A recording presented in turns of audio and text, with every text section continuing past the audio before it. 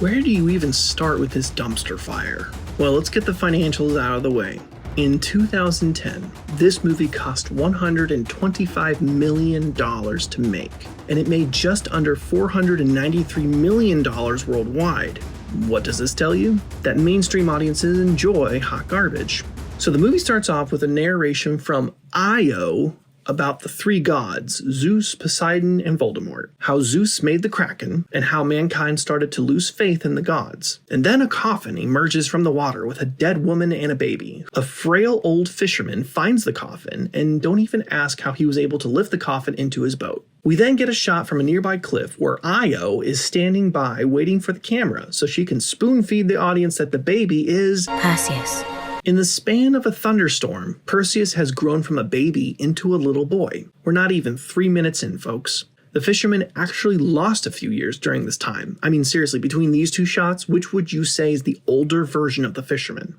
Oh look, it's the mom from Downton Abbey. So after the Benjamin Button fisherman finds the baby who turns into a young boy in the span of a minute, we then are moving forward 12 years to show the young boy become a 34-year-old Sam Worthington posing as a 20-year-old. The entire family is out fishing when the father comes up with an empty net and then goes into a rampage about how angry he is with the gods. We then move on to another scene where the fishing family comes up to a statue of Zeus on a cliff where soldiers from Argos are tearing it down. Without a moment to spare, creatures from the ocean spring up and kill all the soldiers in seconds. And then the creatures turn into Voldemort with a nose and hair, who then sees the fisherman and decides to turn into a fireball and sink the boat. The family dies, and this puts Perseus into a bad mood for the rest of the movie. In the same time this happens, we ascend into the heavens to see all the gods bickering about how disrespectful man has become. Voldemort then enters and starts speaking parcel tongue and mispronounces words. I've watched from the underworld and saw your wrath. I will unleash the Krawkun. Perseus.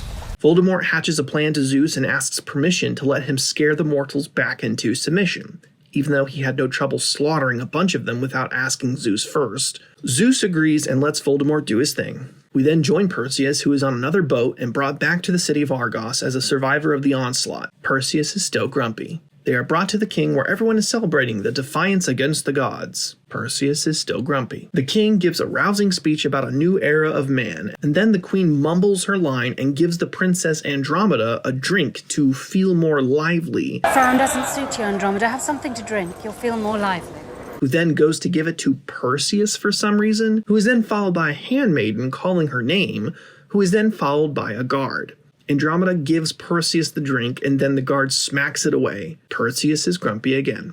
The king makes fun of her, and then Andromeda goes into a speech about how they shouldn't be upsetting the gods. The queen disagrees and says that they are the gods now. And then Voldemort shows up, and in a confusing way of editing, it shows him looking forward, and then Perseus looking forward, which makes it look like they are looking at each other. Voldemort says, "Interesting," and then Perseus gets angry and runs at him. And then Voldemort turns around and then throws a bunch of armor and weapons back at Perseus. Voldemort sucks up some soldiers, makes Perseus grumpy, drains the life out of the queen, and then gives an ultimatum to the people that in 10 days they sacrifice the princess because the queen was bragging about her, or else the Krawkun will be unleashed. At the same time, Io stops Perseus from attacking Voldemort and says he will get his chance, which only confuses him and the audience, but we gotta move on. We then flash back to the heavens, and Zeus is told that Perseus is a demigod, and naturally Zeus refuses to pay child support. So then we flash back down to Argos, where the people read the script and found out that Perseus is a demigod somehow. So they naturally treat him hostile and imprison him. This makes Perseus grumpy. Io then visits him in prison and explains how Zeus impregnated a queen who gave birth to him, which upset the king, who then killed the queen and then got electrocuted and turned into a hunchback. This makes Perseus grumpy. Perseus wants to kill Voldemort, so Io says that if he kills the Krawkun, then Voldemort will be weak enough to be killed. Then they decide to let Perseus free. Then Io tells the captain of the guard that there are some witches that will know how to kill the Krawkun. So then a group of soldiers and Perseus set off to find the witches so they can learn how to slay the Krawkun, save the princess, and kill Voldemort. We are 25 minutes into the film, folks. Oh look, it's the Hound and Davos from Game of Thrones. It's also Beast from X-Men. As they are leaving the city, two random brother hunters pop in and say they want to join their quest because they like to kill? So they join the group and set off. We then visit the Hunchback King, who is met by Voldemort, who tells him to go and kill Perseus for him so that Voldemort can kill Zeus. Voldemort then vomits coffee breath into the Hunchback King's face, which grants him super strength somehow. We then visit the band of men again to see Perseus fix his sandal strap. A few funny quips are exchanged, mostly by Davos, and then the captain teaches Perseus everything he needs to know on how to use a sword in just a couple of minutes. We then visit Zeus for a brief moment so he can show the audience that he made a collectible figurine for Perseus. This scene is essential for the plot. We then go back to the group of men where Perseus randomly walks into the forest and finds a glowing handle that turns into a sword. He doesn't like the color and gives it to the captain and walks away. The captain tells the Hound and another red shirt to go get Perseus back. Perseus then comes across a black Pegasus with Io, but then the two red shirts get torn in half by the Hunchback King. So they all begin to fight, and the Hunchback King kicks butt, and then the guys kick butt,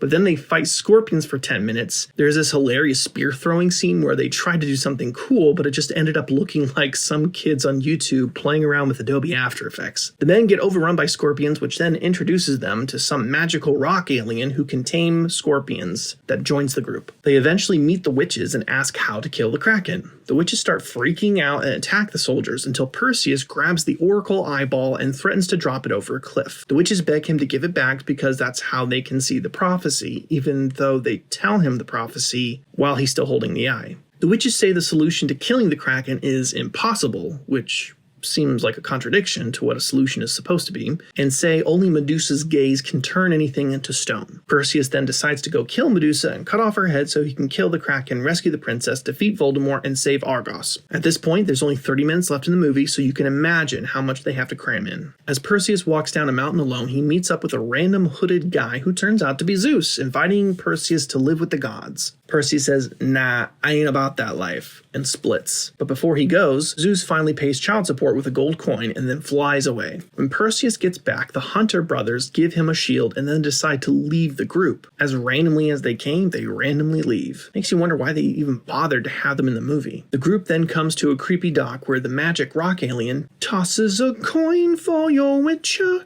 in the Valley of Plenty, which brings the ferry to carry them across the Smoke River. Perseus and Io wrestle below deck so that Perseus can flirt and learn not to look at Medusa. They reach Medusa's lair, and it turns out she is a sniper with the bow and arrow and starts taking out most of them. Everyone gets killed except for Perseus, who finds a way to cut off her head. As he walks back out to Io, the Hunchback King literally comes out of nowhere and stabs Io in the back. Perseus kills the Hunchback King with the god sword, and then Io says goodbye to Perseus and then dissolves away. Perseus then meets the Black Pegasus again and flies back to Argos. Back in heaven, Voldemort reminds Zeus that it's time to release the Kraken, so Zeus tells the other gods to scram so he can deliver his epic line, Release the Kraken! Then the monster emerges from the ocean and wreaks havoc on the city until Perseus finally reaches the top of the city and shows Medusa's head, which begins to turn the Kraken into stone. As this is happening, some lunatic tries to kill Perseus, but is stopped by the king, who the lunatic then stabs, which is absolutely pointless because they both die from the Kraken's stone hand crushing them. Perseus drops Medusa's head, the princess falls into the ocean, Voldemort pops up, Perseus summons lightning with his god sword and chucks it at Voldemort, which throws him back into the underworld. Perseus then dives into the ocean and saves the princess. They both are washed up on the beach, and the Pegasus literally splashes water on them to wake them up. Perseus goes back to the broken statue and is met by Zeus, who invites him again to be with the gods, but Perseus refuses, so Zeus lightning bolts away and brings Io back to life. The Black Pegasus flies into camera and roll credits. There were 0 Titans in this movie. 0 Titans with lots of clashing. Now let's get one thing straight. I don't have an issue with the story. I love mythology legends, but the problem with this movie is that it bit off way more than it could chew. I think the producers didn't want to risk the movie being 2 hours long, so they made the logistical decisions that made the director stressed, which in turn made the editors be drastic. In summary, this movie wastes no time getting through an epic story, which ironically makes the movie an epic waste of time. But if there's anything mainstream audiences love, it's fast-paced movies that spoon-feed the plot in every other scene. Probably why they made a second one.